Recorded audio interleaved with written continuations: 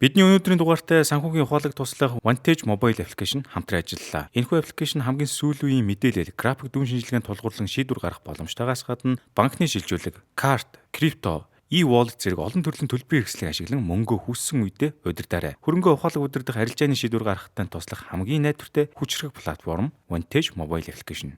За юуцгаанда хайрт үзэгчдээ таадын үсэн хүлээсэн Rick ба Morty цувралын 5 дугаар бүлгийн эхний хэсгийг ярьж хөт бэлэн боллоо. Ингээд уух ус идэ будаага бэлдээд цувралынхаа спойлер задланг бүлээн авч үзээрэй. You know the lie. You know the lie.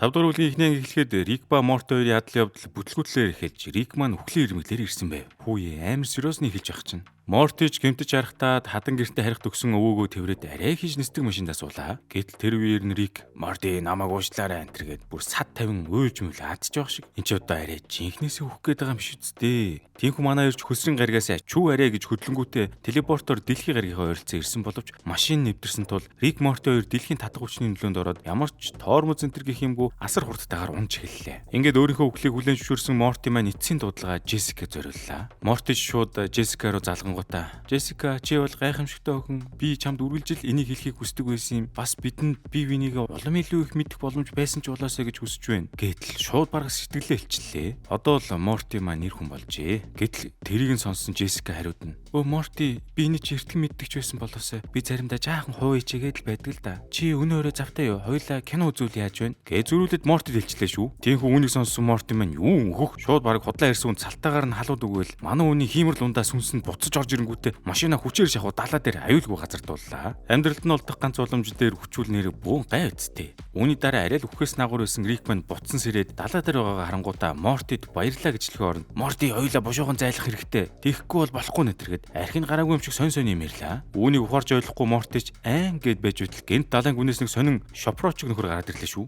Тэгсэн өнөө шопроочг нөхөр чинь Richard чи өөрийнхөө гэрээг зөрчлөө. Одоо түүнийхээ шанг хүрт ер нь би ноён Nimbus гэж мэгээ солиорч өглөө. Эндээс үзвэл Nimbus гэд нөхөр Rick хоёрын оронд нэг тийм давсалсан загас байгаа юм шиг бол тээ. За тэр ч яах вэ? Ерөнхийдөө манай 5 дугаар бүлгийн эхний ангийн ядлын явдал бөөн баянтайгаар ийхүү эхэллээ. Ингээд үзэг солигдоход Rick маань дуртай дургу ноён Nimbus-ыг гэртээ ураад хүлээж аваар бэлдээд ээжв. Ингэх зураа Rick Sam-ыг ноён Nimbus-ийн дош руу нь явуулж ноён Nimbus-т хөвч өгдөг далайн дунгийн хулгайлах даалгавар өгөв. Rick ч н одоо ганц нэг болтгоо анги дээр хулгай ихгүй ч одоо болдгоо багтаа бүр. Харин Morty-д баахан дарс портолоор шидж оруулангуудаа намайг авчирхээр энэ дарсыг авчир гэж тушаал болгов. Ерөнхийдөө Rick-ийн дарсаа аваадсан тэр портолын ертөнцид цаг хугацаа нь манай цаг хугацаанаас илүү хурдан явдаг юм байна л да. Харин дарс бол цаг хугацаа өнгөрөх тусам илүү чанартай болдог гэдгийг та бүхэн мэдэх үзье. Тинхүү удалгүй ноён Nimbus ч зам дээр баахан үер татуулсаар сүхтэр энтертэй орж ирлээ те газар байна гэж. Улаанбаатарт борооны үйлдэлээр юу юм уу хаашаа. Ингэхтэн Jerry ч дуугаж чадахгүй. Энэ таны хэлээд байсан тэр ноён Nimbus юм уу? Та чинь энийг амар гээвцтэй энтергээд болохгүй юм гарч ирлаа. Энэ Jerry ямыг одоо үдчмээр байгаа юм да. Дандаа олон долоо юм ярьдаг үн бүтэхгүй гар. Гэвч Jerry-гийн хэлсэн юмд ноён Nimbus уурсангүй. Харин ч бүр эсэргээрээ Rick-д хандаад надад чиний энэ залуу таалагдж байна энтергээ баахан барилтаа нэмэх энтер явчлаа шүү. Тэгтэн Jerry ч уурлаад энд нэг хүн намайг Бэгийн дарамтанд оруулаад байна. Би цагаан арьстай энтергээл цагдаа дуудлаа. Ингээд цагдаа нар Jerry-гийн гэрийн гадаа ирэхэд цаадуулан Jerry-гийн үгийг биш шууд ноён Nimbus-ийн тушаалыг дагаж энтер. Учир нь цагдаа нарыг чинь ноён Nimbus хатгандаа байлгадаг юм байна шүү дээ. Тэгээ Rick ба тэр хэдийн нүдэн дээр бүр амар хийл гэж орхилоо. Йоо за тэрийг хэлээд явах. Ингээд ноён Nimbus ч заваарч хойгоор Jessica хүрээдэрлээ. Тийхүү Rick-ийн зочид ирсэн тул оройн хоолж ихэж ноён Nimbus ч орохдоо Jerry рүү учиртай харж шидээд Betty араас нөгөө юу яалаа базарваа гэж. Бороо орсон юм уу да энэ хөр. Энэ үйлдлийн дараа Jerry Betty хоёрын би хаа сонирн боллоо. Хамаг шар үсэнд босчоод хаад ноён Nimbus-ийн туслах далайн ирээд л тэр хоёрт. Хэрвээ та хоёр хүсвэл ноён Nimbus-тай 3 хүний барилдаан хийж болно шүү. Тэр бүр үнэн заваарсан юм ярьж гарва. Тэр оронд манай хоёрч дуртайч байх шиг. За тэгээ дараагийн хэсэг эхлэхэд Morty ч Jessica-г том өрөөндөө оруулаад суулгалаа. Тэр үед Jessica Morty-гаас асууж байгаа. Сая танаа өвөө дарс энтер гэдээсэн үү? Чи надад тэр дарснаас нь жоохон авчирд өгч болохгүй юу гэж асуулаа. Jessica маань шууд далимдуулах гэж үзээд байна уу та. Үнийг сонсон Morty маань Jessica-гийн хүслийг биелүүлэхээр Rick-ийн дарсаа авчдаг ертөнц рүү порталаар явсан өчлөө. Тэгэхэд нөгөө дарс нь тэнд бүр аль хэдийн 10 жил болцсон ба дээрээс нь нэг гэр бүл ирээд суурьшсан байлаа шүү. Тинхүү Morty ч явж ороо дарсаа авах гээд даасангууд гэр эзэн гарч ирээд туславаа. Тэгээд Morty-тай хамт авдар дарсаа өргөлцөөд орохдоо санаандгүй портал наагчлаа. Тэр ихтэй маань хоёр ч анзаараагүй бөгөөд Morty баярлсан талархснаа илэрхийлээд гэр эзэн үдэн өгч цаатах нь буцаад гэртээ ирэв. Гэвч гэр эзэн явсноос хойш аль хэдийн 10 жил өнгөрчихсөн хүүн төрөө том болоод бас эхнэр нь өгцөн байвал яах вэ? Ингэж аавыгаа буцан ирэхийг харсан чинь нөгөө хүн шууд очиод аавыгаа хутгалаад алчлаа. Тэгтэн нөгөө гэр эзэн энэ миний буруу биш ээ, энэ түүний буруу гэж хэлээд амьсгал барав. Тэр хооронд Morty нөгөө дарсаа ноён Nimbus-д авчиад өгтөл цаатах нь бүр юм үзээ хэлцээгүй юм шиг шууд гударч хаяад дуусгав. Ядаж байхад Джессика дөх дарсыг нь хүртэл хүлцсэн болохоор Морти маань гяс үлдсэн дарсаа авах гээд нөгөө ертөнц рүү яван ороход ахаад хэдэн 10 жил өнгөрөхөд нөгөө хүүчин бүр томоо болцсон Мортиг хүлээж ивэл яг. Тэгээд Мортиг харангуйтаа би чамаа хүлээж байлаа гэд бөө нанчлан эхэллээ. Морти ч аавыг нь аваад явсны хариуд сайхан шангаа өртөд нялх зодуулангуудаа аргагүй ихэнд буцаад портолоороо гараад явва. Тэгтэл генет дургуун хүрээд буцаад нэгд ортол саяын зодтолсон гар чинь бүр хөгшрөөд өгөрцөн байж байгаа нь Морти ороод настай хүнийг сайхан дээрлэхэд дарсаа аваад гарлаа.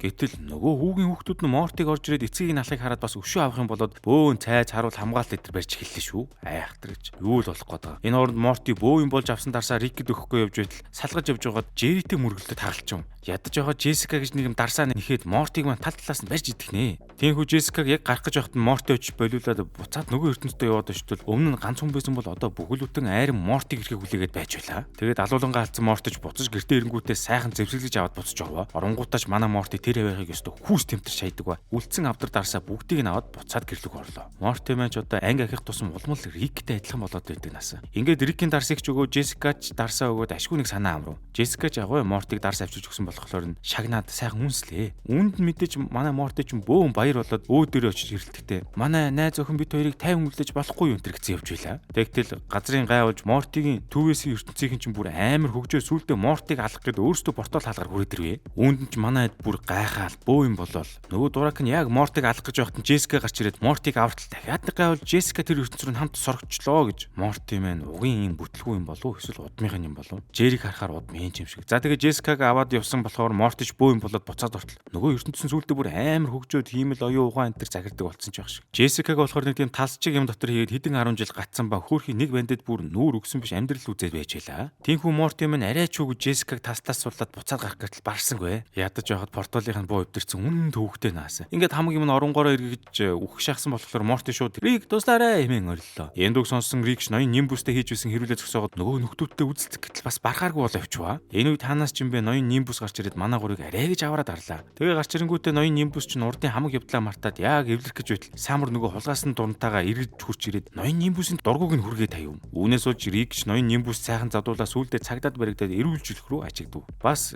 Жери Бет гэж хоёр заваарсан юмтай хийх барилаа наач болов. Харин энэ бүхний эцэс Джессика Морти тандан би тэнд хэдэн 10 жил байхдаа их зүйлийг ойлгосон. Тэр нь юу вэ гэхлээр бид найзууд байсан дээр юм байна. Гэ сайхан фрэнд зонд боо. Чааваста Морти минь. Ингэж бөөн үйл явдал зэрэг өнгөрсөн эхнийг дуусав. За энэ хүрээ та хэд нэг мэдээлэл болгоё. Арилжааг сонирхолтой үзэгчд маань анхаарлаа нааш нь хандуулаарай. Montage mobile application дээр анхан болон мэргэжлийн арилжаачдад зориулсан сургалтын материалууд байршихаас гадна ашиглахад маш цэвэрхэн ойлгомжтой дизайнтай, дансны үлдэгдэл, арилжааны түүх, графикууд, мэдээлэл зэрэг бүх хэрэгтэй мэдээллийг нэг доороос авах боломжтой бөгөөд хүчирхэг индикаторууд, хэрэгслүүд болох RSI, moving averages, Bollinger Bands, Fibonacci retracement зэрэг олон үзүүлэлтийг ашиглаарай. Цаг үеийн онцлог үйл явдал, үн ханшийн огцон өөрчлөлт, арилжааны сануулгуудыг цаг алдалгүй хүлээн авахаас гадна хизээж холбогдсон танд шуурхад туслах мэргэжлийн Монгол ажилчид байгаа. За тэгээд видеоны тайлбар буюу description хэсгээр байгаа линкээр нэвтэрч арилжааны тас нэгээд 100% deposit бонус аваарай. Ингээд бүгдээрээ Rick Morty-го үргэлжлүүлцгээе.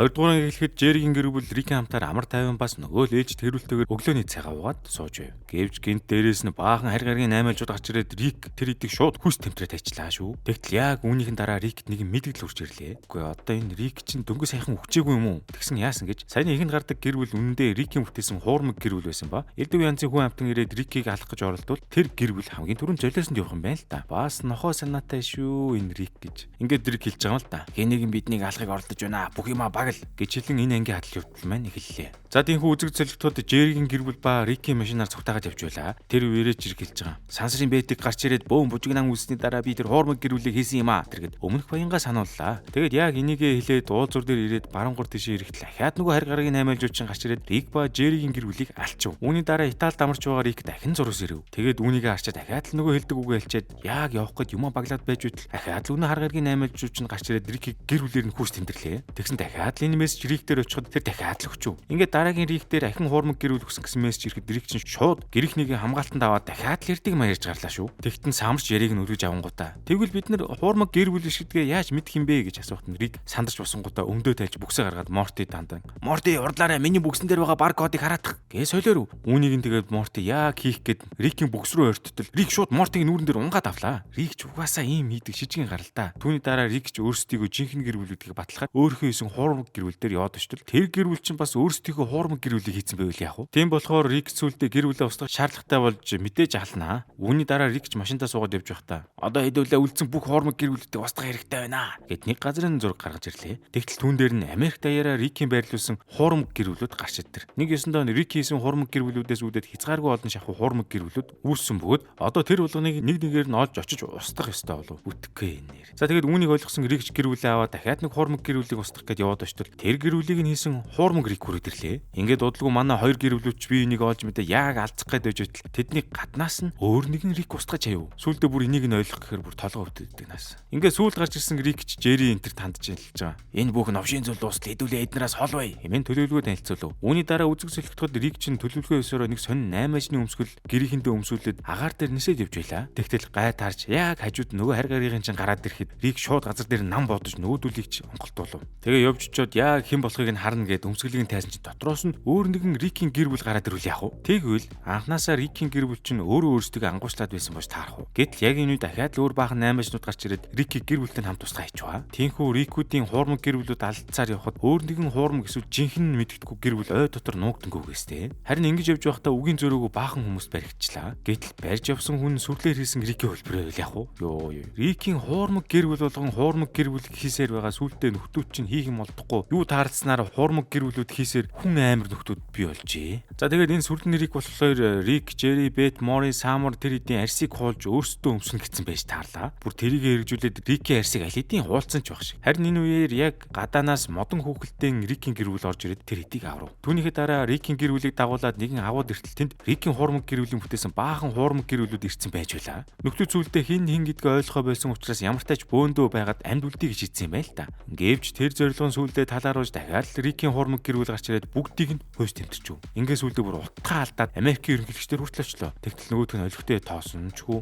Ингэсээр гоод эцэстээ өөр нэг Рик бүх хуурмаг гэр бүлүүдийг өөр дээрээ дуудаад үхлийн тулаан хийж гарваа. Энд нь Рикийн хуурмаг гэр бүлүүд хүрэлцэн ирж ёстой л утга учир нь олдохгүй цус нүж жалаан болвоо. Базарван гэж. Үүнийг нь ч алсаас өөр нэгэн Рикийн хуурмаг гэр бүл хараа зогсож байдаг ба. Тэр нь бүх тулдаан дуусны дараа хамгийн сүүлийн амьд үлдсэн гэр бүлтэй очиж алцаад эцэст нь ялт байгаад л бүр тас өндлөн өөр дүр талуулчих. Ингэж энэ ангийн төгсгөлд жинхэнэ Рикийн гэр бүл гарч ирэхэд манайд юу ч болоогүй шиг сансарт явж байлаа. Тэдэнтэй хамт сансрын бэт байх бөгөөд энэ үед Рикэд хэлж байгаа. Хуурамч гэр бүл алагдлаа гэсэн мессеж ирж энтер. За ямар ч тач утга учир нь үл болдохын ингэж нэг дуусав. Та хэдийн мэн толгой түрүү гайг үсттэй. Жог ирэхчүү яв. За энэ удаагийн анги хэлэхэд Рик Морти хоёр ч овоо ив найрамдалтай явж байлаа. Бүр болоогүй. Нэг нэгнтэйгээ хос будуулах гэнтэр өмссөн ч баг шиг. За тэгээд зодолч модлохгүй бол одоо бас болоо дөө. Гэтэл гэнт тэнгэрээс хүчлийн бор ороод эхэллээ. Ингээд өвөө аж ахуйч хумгүй машинаараа гүгээд Рик төрүүлээд ороо суучлаа. Харин Морти салгасаар хойноос нь орохдоо хаалган голох гэж бөө юм болов. Морти яг Рикийн төгжээгээ дарах үед нь бариулаа эргүүлж татаад байсан ба инээсээ болоод нөгөө хүчлээ төлөгдөө бөө юм болж байлаа. Тэгээд ашгүйнийг машинд ороо суутал нэг харах шиг юм гарч ирлээ шүү. Тэгтэл энэ харах чинь хүчлийн бороо оруулаад байсан юм байл л шүү дээ. Харин түүний араас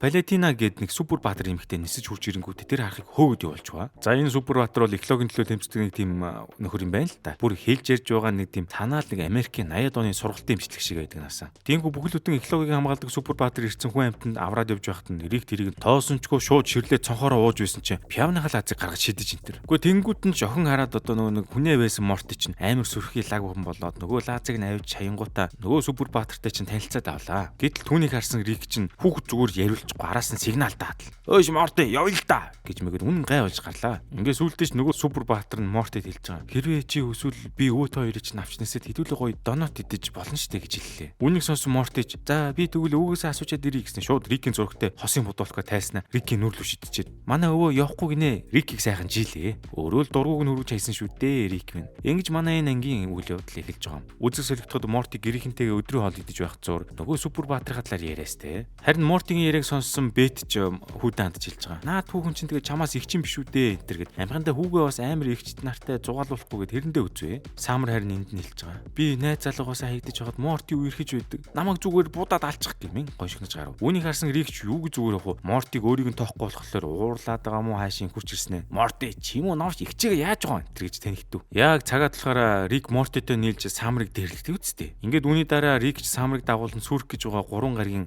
галзуу үчирск рүү явахаар боллоо. Мортигийн хувьд болохоор ой хэрийн төмөр гарсан газар руу явж нөгөө нэг супер баатартайгаа уулзмаар байна. Та надад зээлийн карта өгөөд вагоны тасбар аваад өгөхгүй юу гэд ээжигээ бахан шалгаж гарлаа. Гэвч бэ түнд нь тас төрсөө сүулдэ Морти минь уурлаад дагаа явчих. Эндээс манай ангийн үйл явдал Рик ба Самар болон мөн Морти ба Палянитана гэж хоёр салж тустай явах болохоор эхлээд бүтлгүй Мортигоос эхлэе. Энэхүү үзэг зөвлөлтөд Морти маань салгасаар нөгөө ой хоёрын төмөр гарч буй газарт ирлээ. Тэнтэнч Палянитана аль хэдийн ирсэн Морти худлаа охин харангуйтай амттыг аварч байгаа юм шиг царайснаа Супер Баатартайгаа сайхан уулзж гарлаа. Тэр үед нь нөгөөх нь Мортид хэлж байгаа юм л та. Чи уг нь надад таалагдсан. Гэхдээ би хүүхдүүдтэй гэж хэллээ. Аргагүй штэ Морти. Наад үн чинь чамаас бараг үе мултарсан байхад. Гэвч үүнд нь манай Морти юу гэж хариулсан гэж. Хүүхдтэй. Зүгээр дээ. Би хүүхдтэй сайн уулзраалдаг. Би ч нөөрэ хүүхд шүү дээ гэж тэнэгтв. Морти ч бүр юм үзээгүй юм шиг чичрээд байдаг наасан. За тэгээ манай хоёр яг ингээ ярилцаж байтал Палянитагийн хүүхдүүд хүрээд ирлээ. Тэр хүүхдүүд нь болохоор яг төрсөн хүүхдүүд нь биш ч гэсэн Палянитанаг нийлж гаргаж ирдэг баахан элементийн бөгжтэй хүүхдүүд юм байна л та. Ер нь баг өвөө эмээ нар ч гэсэн болохоор юм шиг. Энэ хүүхдүүд анхандаа Палянитанаг яг Супер Баатар тэр чигээр нь байлгадаг байсан боловч сүүлдээ мөнгө төгрөг хараад хүнээ байж одоо энэ бол нэгсэнтөө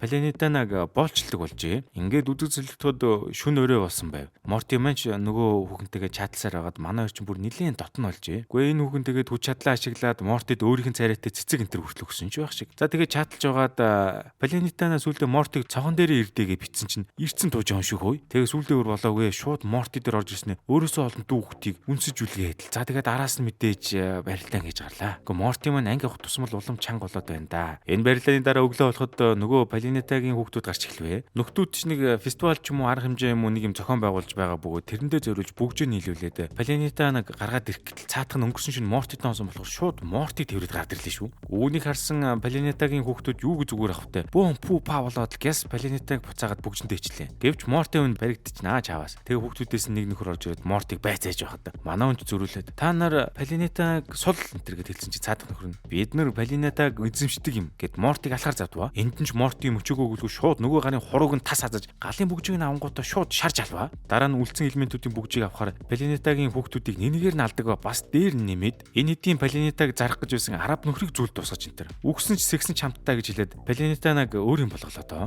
Морти ч улам Риктэй адилхан бас соор л байна шүү анги хайх тусам. Үүний дараа Морти маань Палянитанаг Морти ба Бэчээрт албан ёсоор танилцууллаа. Тэгэхэд Бэт ч юу н жаахан янзгүй загнаад л. Морти ч хэлж байгаа. Палянитана ор хоронгүй болохоор надтай цуг хамт амьдрнаа энтер гэл. Арай том толголоод өв. Үүнд нь Бэт ч бүр илүү их урлаж. Манай хүү 14-тэй тэр хичээлээ хэрэгтэй энтер гээ шууд хадмынхаа ашиг гаргалаа шүү. Ингэж уур амьсгал нэлээд тавгүй болоход Морти шууд Палянитанатай хамт уурлаад гараад явлаа. Харин Жери гэж нэг юм хүүн ингээд өөр хүн амтантай болоод байхад тоосон ч байхгүй тэнэг хөлөг тоглоомоо тоглоостой сууж үйдэг наасаа. Дүнхгүй гэхэд бас арай л дүнхгүй л дээ. Ингээд ээжтэйгээ ам мөриж өөр хүн дагаж явсан Морти маань нөгөө хүүхэнтэйгээ баахан нийл сайн үлээлээ. Гэтэл сүүлдээ нөгөө хүүхэн чинь бүр тесэртлээ уурлаж мөрөөр айлж исэн уурхаачдыг шууд аснаа. Уурхаатай зүг цөнөөж хайж энтер. Ямар амар хүүхэн бэ. Үүнийг харсан Морти ч эцтэй энэ хүүхнээс айгаад ч юм уу шууд нөгөө зүр сэтгэл энтер нь унтраад тэгээд нөгөө Палянитанаг өрөөнийх нь цонхон дээр ирсэн байхад нь хэлж байгаа юм л да. Чи яаж гимгүү 300 уурхаачныг алж чадваа гэж хэлээд хайчив. Нөгөө хүүхэн Мортигоос явахдаа сайхан тонил цаашаа гэж хэлчихэд явлаа. Ийхүү салсантай бөөн гуниг болсон Морти ч сайхан ээжигээ тэрвэрэд уйлж гарваа. Том үний тоглоомор тоглохоор ингэдэг юм да Морти маань. За энэ хоорондоор нь Рик Самар хоёр ч бүр эннээс завхарсан юмнууд хийж байлаа. Рик Самар хоёр ч одоо өөрсдийнхөө адал явдлын дагуу сүрэх гэж байгаа гаргууд ихнийх дээр нь явж очив. Тэнд нь ч хүмүүс одоо өөхөөс хойш хүссэн бүхнээ хин энтергээд баг хаа таарсан газартаа ууж нэргэж цэнгэж барилдаж явж байлаа. Бадцар гана гэж. Самар ч очингуудаа шууд нэг юм дээр наалтаад авваа. Рик ч одоо Дафнигээд хайр гаргийн эмэгтэйтэй танилцаад авлаа. Ингэж сүрэх хүртэл өдөр шөнөгүй баахан юм болж өгөхгүй хийсэн. Самар ч яг цаг нь болоход хамт цуг урилцсан хоёр хайр гаргийн залууга мөрөөд Риктэй хамт гариг сүнхөөс өмнө зүхтаав. Гэвч энэ үеэр Рик нэг л сэжигтэй байлаа шүү. За тэгээд дараагийн гариг дээр очиод бас зад чавуудад байж байтал Самар Рикийг Дафни гэд өмнөх гариг дээр танилцсан хайр гаргийн амтнаа дагуулад ирсэн байгааг хараад бөөн урууллаа. Учир нь Рик чинь Самарыг дагуулж ирэхдээ жинхэнэ чи дээрийн галзуу адал явдал байх болно гэд үг нь хэлсэн юм байна л та. Тэгснэ өөрөө болохоор нэг хайр гаргийн хүнтэй зууралдаад салж хагц чадахгүй байдаг наасаа. Бүтэхгүй энэ Рик. За тэгээд сүүлдээ Рик Дафни хоёр чинь баг хаа таарлцсан газартаа барилдаад өөрийг нь жигээд ирсэн болохоор Самарч 3 дахь гариг дээр очихдоо тэр гаригийг сүрүүлэх гэж байсан хар нөхөг нь очиж устгаад тэр гаригийг аварлаа. Ингэж Рикийн зугаа цэнгэл дуусахт Дафни чинь Рикийг хайж энтер. Учир нь Дафни чинь Риктэй баг худлаа ирсэн үнд барилдах гээд л дагаад яваад байсан юм шиг байгаа. Ингээд ажихан өвөө хоёрын адал явдал дуусахад энэ анги маань төгсөж байгаа юм. Ер нь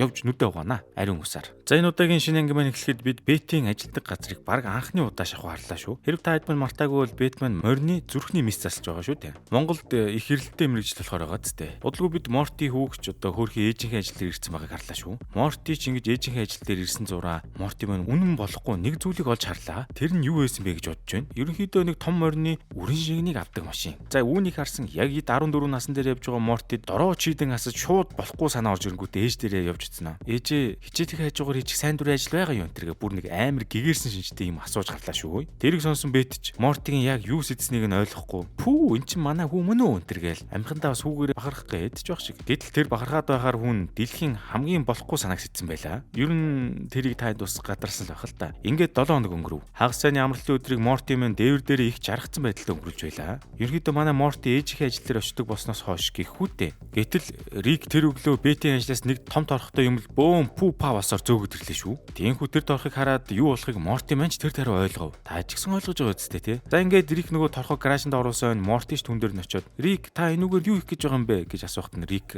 хариудна. Морти чи нөгөө чадуудын талаар мэднэ үстэй. Яг үний мах иддэг газар доор амьдардаг хүн дүрстэй моринууд би тэдэнтэй дайтаж байгаа болохоор энэ удаад ээж чинь ажил дээр байсан энэ торхтой морины үрэн шингэнийг ашиглаад үрэн шингэний мангас их болно гэж тэнэгтлээ. Рик маань Харваачийн тэр торхон дотор морины үрэн шингэн биш харин өөрт нь нэлээд ойрхон байгаа хүний юм гэдгийг даанч мэдсэнгүү дээ. Тэгээд Рик ч нөгөө хэлсэн ёсороо нөгөө үрэн шингнэрээ мангас хийх гэхэд нь Морти маань баахан зөвшөөрөл амтны иргэн дээр ярьсараад айтайхан аргаж дөнгөв. Гэвч нэг удалсангүй Рик нэг товчон дээр дартал бөөн тесрэлт энэ төр болоод Морти маань чухал алдаад өглөө шүү. Морти иргэн сэрэхэд тэрүүгээр бөөн паник болсон байв. Учир нь дөнгөж саяны болсон дэлбэрэлтээр чинь баахан эр бэлгийн эсэн мангасууд үүсээд Мортигийн гэрийн эргэн тойрныг ёстой төв хийж өгч байлаа. Ядаж байгаа тэр эр бэлгийн эснүүд нь хүн барьж авч идээд байх шиг. Ингэж Мортигийн садар самуу явдлаас үүдэж дахин нэг ээлжид балаг гиснэр 5 дугаар бүлгийн 4 дугаар анги аль явж эхэллээ. Хизээ том болно доо Морти минь. Үнэхээр юу ямар байгаа юм бол ядаж бустай гай болмооргүй тэгдэг байгаа да. Үзэг зөрөгтөд Рик өөрийн гэр бүл ба хүргэн хүүгээ аваад хар дураараа зүгтаастай. Гэвч өнөө эр бэлгийн эсэн мангасууд чинь байн гарч ирээд бөөн төв удаж байлаа. Одоо сэдвүүлээ тэр Мортигийн хүүхдүүдийг зүгээр л мангаснууд гэдээ удаа авчээ.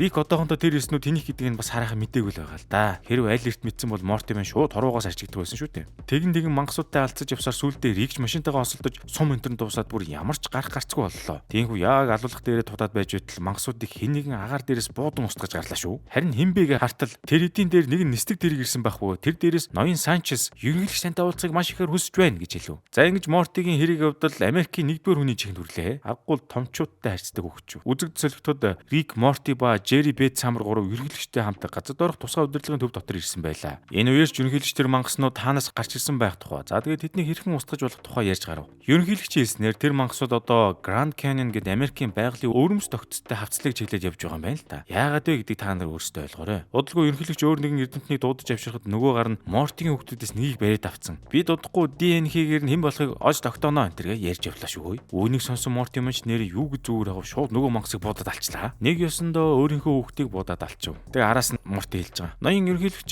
та энэ бүхнийг манай өвөө бид хоёр даатгачаа. Өвөө бид хоёр зүгээр л нэг онгоц бас нэг цөмийн бөмбөг өгч. Тэгсэн байхад таны асуудал окей гэд өөрийгөө баригдуулахгүйгээ тэрэндээ зүтгэлээ. Гэхдээ тэгээд үнийг сонсон ерөнхийлөгч Мортигийн саналыг зөвшөөрөв. Ингээд үзэг зэрэгтэд Рик Морти хоёр ерөнхийлөгчийн томилсон баахан тусгаагийнхантай онгоцоор нисэж явж байлаа. Гэвгэн тэр доороос нөгөө мангасууд чинь харуулж төхөөрөмж энэ хийсэн шууд Рик Морти хоёрын онгоцыг доороос нь чулуу хараад гимтэжлээ шүү. Үүнээс ч Морти ч онгоцны нүхээр унсан боловч шүхрээр аюулгүй газардаж бас өөрөөс нь үсэлтэй эсэн мангасуудын нэгийг суллаж мудлаад нөгөөтөндөө нэр өгч энэ бүгдэхгүй. За тэгээд өөрийнхөө хүүхдтэй яг сайхан танилцаад наалтамхаа энтер гэд нэр өгөөд өгч яхад нь Рик амьдулсан сүүлчийн хоёр цэргийн хамтар гарч ирлээ. Ингээд манай дөрвч мангасуудыг устгахаар аяллаа цааш нь үргэлжлүүлэхэд эхний хоёр цэрэг минь хотлгүй алуулчих. Үлдсэн сүүлийн цэрэгтэйгээ хамт Рик Морти хоёр маань нөгөө мангасуудыг үрэлсэн агуу руу яван ороход удаачгүй баахан мангасууд гарч ирээд нөгөө сүүлчийн цэрэгч өгөхөд Рик маань баригдаас гэ боллоо. Тэгж баригдсан хоёр маань яван явсаар бүр робот бие энтертэй болцсон нэг хэр бэлгэнстэй уулзлаа. Энэ нөхрийг одооноос Роботис гэж дуудаж байна. Роботис минь удалгүй кинонд гардаг эсрэг талын дөрүүдийн нэгэн адил Рик Морти хоёрт өөрийнхөө хамаг төлөвлөгөөг нэг нэгэнгүү ярьж өг. Эднэр ер нь яахлаараа ингэдэг юм бол доо. Тэд нар нэг ёсондоо өөрсдийн гэсэн айран бүрдүүлээд дэлхийг эзэлж авахыг хүсэж байгаа юм байна л та. Бас тэгээд болоогүй. Яг ингэж далан булчиргаагаа тоочсны дараагаар Рикийн нүдэн дээр Морти руу сайхан харж байгаад ааваа гэд дуудав. Ингэж Морти маань баригдаас гэ боллоо. За үүний дараа үйл явдал маань бүр илүү заваарч өглөө шүү. Роботис өөрийнхөө армийг бүрдүүлэхийн тулд шууд Мортиг хэвтүүлэнгүүтээ нөгөө Бэтийн ажил дээр байсан том машина нөгөө юм дээр нь тавингуудаа бүр илүү их мангаснууд хийж эхэллээ. Тэгтэл гин танаас ч юм бэ нөгөө Мортигийн наалданпаа гарч ирээд Рик ба Морти хоёрыг авч манай хоёр чүү бай агуугаас цухтааж гарав. Гэтэл хөөж байсан мангасан эснүүд чинь агуугаас гарч ирэнгүүтээ манай хоёрыг тоохоо болоод өөр тийш яваад гэлв. Үүнийг хараад гайхсан манай хоёр ч одоо юу болоод байна гэж хартал тэр агуугын ойролцоо байх хамгийн том хот буюу Лас Вегас хотод аврах том өндгөн хэсэг хатарсан байв. Тэр нь хэний эс байсан бэ гэхээр Самрих байвал яах вэ? Яах гэж вэ гэхээр тэнэг ерөнхийлөгч нь тэр 9 махсуудын өндгөн эсэн дээр бүгдийг нь өргөтөж авчирд сансарт нисгэх гэж байж л дээ. Түй чорт. Тэгэхээр чинь цус ойртол гэсэн үг шүү. Үүнийг эзэн Мортич наадах чинь миний гişтэйгээ бөө юм болоод хэлэхэд ерөнхийлөгч бас шоконд ороод л ямар ч хамаагүй аргаар өндгөн эсийг хамгаалах тушаалыг цэргүүдд өглөө. Ингээд байдал нэлээд муудаад байж байтал ядж байхад Рик ба Морти өөр чинь ангийн ихэнд гарч ирсэн нөгөө хүний махан эдтэй чаад гээд моринуудаа баригчлаа гэж. Бас болоогүй. Нөгөө Мортигийн наалдамхаатай хамт шүү дээ. Үүний дараа манай гуравч яг чаадуудын газар доорх ордон дээрээд яг чанагдаж идэх гээд байж байтал тэр моринуудын гүнж хүрээд ирлээ. Гүнж яах гэж ирсэн бэ гэхлээр Рик чинь тэр гүнжийг жирэмсэн болгоо хайцсан юм байна шүү дээ. Үгүй нэрээ гаригтай барилдаг хүн ч одоо мортой юу яах бол одоо юу ч биш үсттэй. Бас гүнжийг нь жирэмсэн болгосон учраас Рик ба Чад нарын дундх борц эхэлсэн юм байна л та. За тэгээ гүнж гарч ирээд аятайхан учир начрыг ойлгосны дараагаар Рик Морти ч баахан морин хүмүүстэй хамт Лас Вегас хотыг зорлоо. За тэр хогоор нь Лас Вегас хот чинь Мортигийн хүүхдүүд ба цэргүүдийн хооронд амар дайм болж байна. Сүүлдээ Рикийн хүн морин гүнж ба гүнжийн цэргүүд ч нэмэгдээд ороод ирлээ шүү. Эцэст нь олонний хүч олонгүй далай гэдгийн зарчмаар уг нь бүгдийг нь ялсан ч өнөө роботс чинь би орохгүй л өөр хэн орох вэ гэд Самрын өндгөөс рүү авираад явж байлаа шүү. Тэр үед нь ч Мортийн хүүхдүүдийн нэг болох наалдамхаа чинь роботсыг түлхэж унгаан алсан ч өөрөө Самрын өндгөөс рүү явж орон үр тогтчихв. Бурхан минь гэж. Тэгээ бас болоогүй дээшигээ сансар руу нисэж явчлаа. Ийхүү энэ ангийн маань үйл явдал дуустдаг ба сүүлд нь Рикийн морин хүүхдч төрөөд газрын гавар орон алга боллоо. Тэр үед ч Рик аль өмнө нөгөө Мортигийн эсүүдийг устгах гэж байсан цөмийн бөмбөгөө дэлбэлчихв. Муухай Darkness. За ингээд 5 дугаар үлгийн анги эхэлсэн чинь бид түүхэнтэй хараагүй нэгэн зүйлийг харж авлаа. Учир нь Жери Рик хоёр чинь айгүй аятайхан бие биетэйгээ харьцсан явж байлаа шүү. Энэ арай Рик ба Жери хоёр эв төмчөнтэй байдаг өөр зэрэгэлтэй ертөнц юм биш үсттэй. За тэгээ сүүлдээ манай хоёр чинь хамтдаа нэг газар суугаад нэг өрөөг өнгөрүүлэн тэргээ ярьж гарлаа шүү. Ингэж аав өвөө хоёр нь нэг газар суух болсон болохоор Самар хөөрхий Мортиг хараад үлдэхэр болов. Гэхдээ Самрын хүүхд харна энэ гэж юу аах вэ? Бэд ч бас тэрийг гадарлаад гарахтаа аав өвөө бид гурав чинь байхгүйд ямар ч өөр ертөнц рүү явдаг үйлчлэг энэ төр байхгүй шүү гэд сайхан санууллаа. Мортич энэ үеэрээ өөрийнхөө анги шилжиж ирсэн Брюс гээд нэг бандыг аврах гэж байгаагаа ээждээ хэлв. Тэгтэл тэрийг сонсоо Самар ч бөөн баяр болж молоод авлаа шүү. Энэ Самар гэж шаар чинь арай өөрөөсөө дүү банд сонирхоод байдаг юм биш үсттэй. Өмнөх анги дээр чинь бас авахын сонирхоод илүү яалаа. За эндээс ерөнхийдөө манай 5 дугаар ангийн үйл явдал хоёр хуваагдаж байгаа юм. Тэдгээр нь Рик ба Жеригийн шоудлт ба Морти ба Самар хоёрын жижигхэн хом парти. Ямар ч тач эхлээд нас намбыг нь бодоод Рик ба Жери хоёроос эхлэе та. Ингээд үзэг зэрэгдэж Рик Жери хоёр нэг баарны гадаа ирлээ. Тэгсэн Жери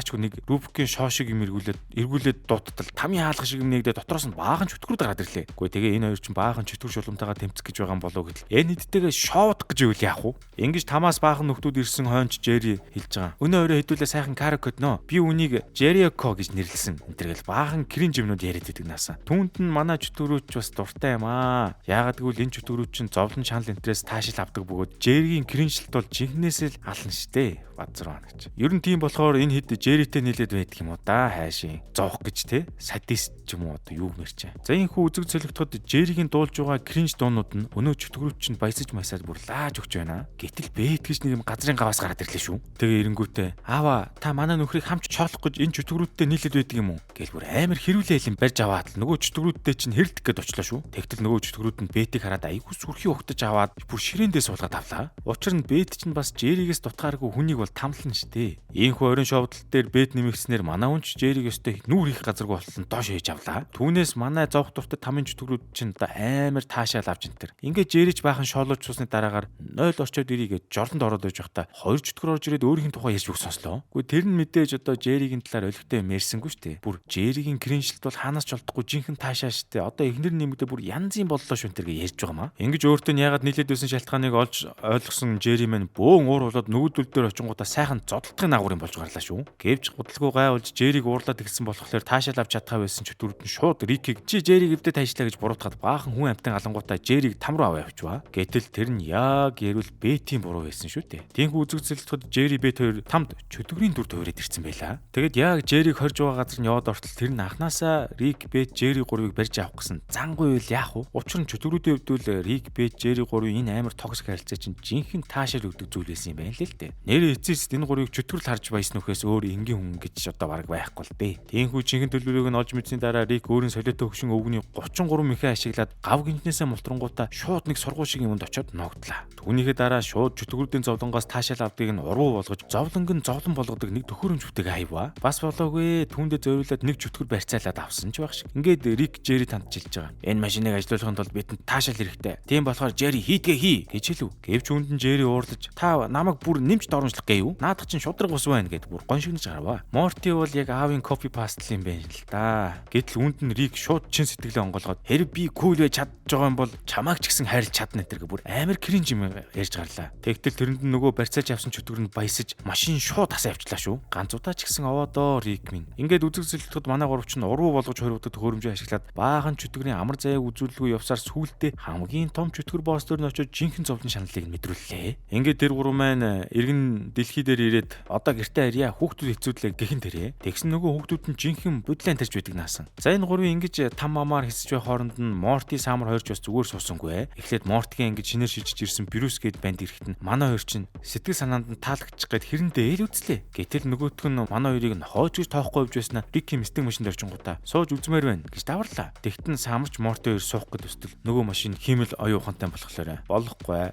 Рик болохгүй гэж хэлсэн. Энтергээр рофти хоолоогоор ярьж гарлаа шүү. Тэр үед нь Морти ухаансаа өвчилж Рик аюулд ороод байна. Тимээс чиний тусламж хэрэгтэй байна тэргээд худлаа сайхан паналдж аялал гарав. Ингэж Рики машиныг паналдан авсан манай гуравч эхлээд шуудангийн хайрцагын хүмүүсийн ертөнцид очиод бейсболын цохороор зөв зүгээр мөрөөрөө явж байсан шуудангийн хайрцаг хүмүүсийг цохиж тэгээ араас нь баахан болох бүтггүй хүн амтан алж малж энтэр. Энэ сүүлдээ бүр юу ч болоод байгаа юм бүүмэд. Ингээд нэг сайхан хөгжөлдөж байтал Рики машин бас нөгөө нэг рофт нэлж байгаа юм л да. Та хэд надад дудлаа ярьсан байна. Рик зөв зүгээр байна. Тийм болохоор өнөө өрөөг илүү сайхан өнгөрүүлэнгүүтээ бүх бурууг та нарт тоохно гэж хэлээд Рики машин шууд өөрийнхөө адал явдлыг биелүүлэн энтергээ дахиад явчлаа. Бүр сүүлдээ машин үртэл тиймж байх шиг. За тэгж машины адал явдлыг хэлэхэд Рики машин эхлээ сансрын аврах том битнийг алаад дараа нь Морти, Самар, Брюс гуравтай машины хоолны газар очлоо. Тийхүү тэндээ явж байхдаа нэг тийм трансформер шиг машинтай танилцв. Ингээд сүүлдээ Рики машин чинь нөгөө трансформертойгоо баг зодтолдох юм болсонд баахан буу шидэм гарч ирлээ. Тэгтэл үүнд трансформер нь уурсан ч хөө өөрийнхөө цохиж байгаа үзлэгт өрлөө шүү. Үүнийг сонсон Рики машин ч нөгөө рофт хэлж байгаа. Би өнөө өрөө охин насаа үдмээр байна энтергээд бүр амар имэж явснаа нөгөө үзлэгтэр нь яваад очив. Гэвч Рики машин угаасаа трансформер биш болохоор очоо шууд баригдана штэ. Тэгээ баригдсандаа баахан шоолуулж аваад Рики машин чинь бөөн уур болохдоо тэр трансформеруудын гаргийг хүүс тэмтэрчв. Ингээд бас амар гэмт тэргүүлснийхээ дараа манай гурав сансрын цагдаа баригдваа. Тиймхүү бөөн шүүх хурлантд орох юм бол цагдаагийн газраас Морти, Самар, Брюс гуравт өмгөөлөх шаарч өглөө. Гэтэл яасан гэж тэр өмгөөлөгчийг нь Рики машин аль хэдийн дагзанд нэг тийм тооцох шиг юм шааж алсан бөгөөд тэрүүгээрээ дамжуулаад манай гуравтай ярьж гарлаа. Түүний дараа Рики машин нөгөө тоосоо шууд дэлбэлж Морти, Самар, Брюс гурвыг гаргаж аваад бас тэр цагдаагийн газрыг сүрүүж хаянгуудаа Рик Бет, Жерри гурвыг ирэхээс өмнө гэртээ хариу. Ингэж хоёр талд бөөн алан хидан болсон анги маань төгслөө. Йоо ямар амар хийсэн бэ. За ингээд хэрвээ та бүхэн таалагдсан бол